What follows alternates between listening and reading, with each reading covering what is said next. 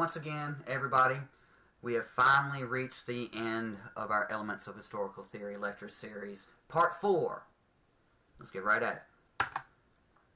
So the first one I want to talk about in this particular lecture is what is known as Fringe Theory. This idea basically posits that the further away from the center of power a person or group lives, the more difficult it is for them to be controlled or swayed by the authority represented by that center of power. So think about it this way. You have that center of power right here in the middle of a map, per se.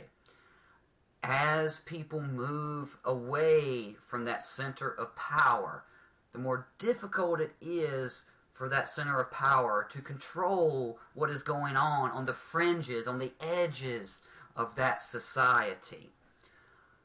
And in addition to that, the more corruption slips through the cracks along those edges as that center of power is losing its ability to exert its authority on those fringes.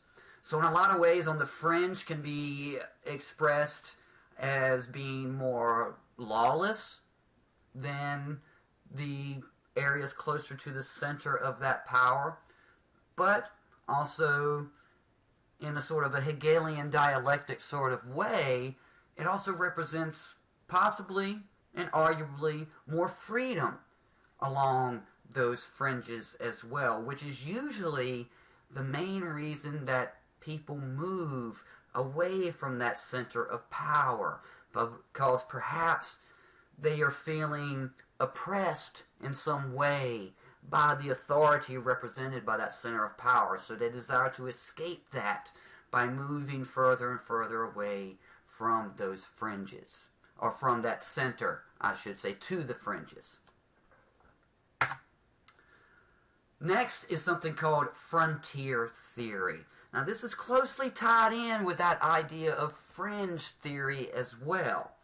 And this idea posits that as long as there is a frontier, social tensions can be released by the ability of discontented persons to move into a frontier and away from that center of power and or areas they are not welcomed or feel happy. Something that's known as the safety valve, if you will.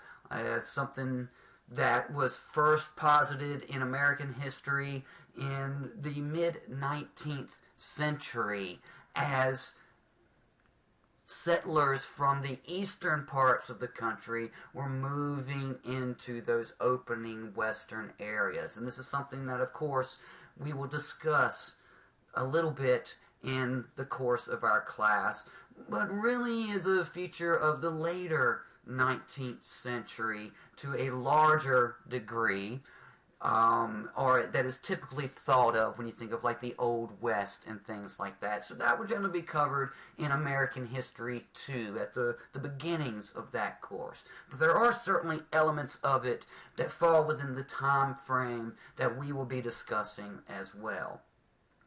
Now, this idea of the frontier, or the safety valve of the frontier, prevents revolt or rebellion in those core settled areas, which is why it's considered that safety valve, if you will. Those discontented peoples have some place they can go to avoid coming in conflict with that center of authority or that which they are discontented with in that original area.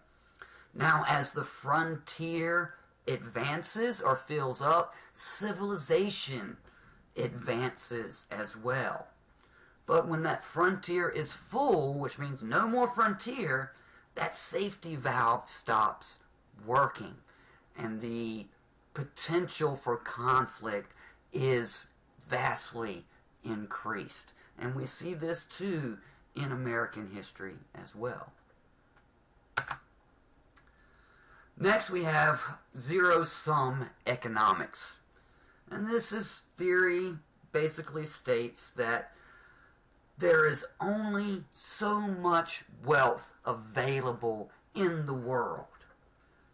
Now modern economics essentially, without getting into too much details, posits that wealth can be generated essentially out of nothing and spread out, or distributed however those in power or however the economic machine operates. Well, in most historical times, this was not the case. Wealth was considered finite. Wealth was tied to material things like gold and silver and commercial goods, and most of all, land. Land was considered the source of all wealth. Whoever holds the most amount of land, and of course the resources that can be extracted from that land, holds the most power and can dominate the world. As land becomes more scarce, more conflict arises. And this is something we'll see too manifest itself in the course of the periods that we will be examining. Last but certainly not least, it's a short and sweet one, something that's pretty easier, or much easier, I should say, to understand than some of these others that we've discussed. It's the law of unintended consequences. Consequences of any and every decision cannot always be predicted, accounted, and or prepared for. Now, we kind of covered this in a sense when in our discussion of some of the other theories, but it's also a specific kind of law unto itself, and it illustrates the unpredictable nature of choice. And I really like this cartoon here that really illustrates this idea in practice, or this idea manifesting itself in something that we all can understand, that is more a modern feature or current event, if you will. And it's a gun shop. And there's the gun store owner, and here's all the people protesting, down with guns, they want more gun control. And you see here, the sales of that gun shop are going up.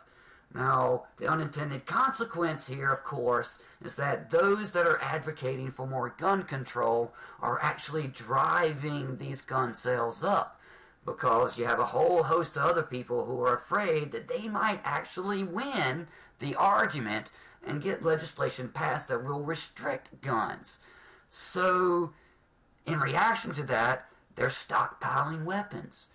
So, by trying to restrict guns, they're actually having the opposite effect and driving those gun sales ever higher. And of course, you have the owner of the gun shop says, do us all a favor and pass more gun laws, because that's only going to increase his business even more. The law of unintended consequences in perfect effect. Well, that's all we have for the elements of historical theory.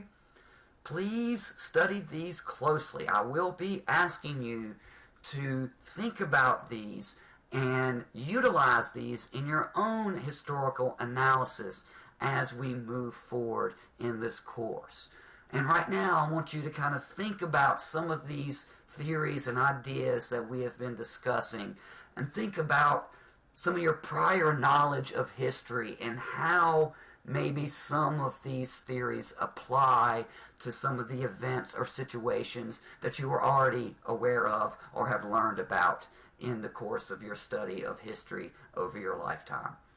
So, as always, if there's any questions or concerns, please contact me. Study hard, and I'll see you soon.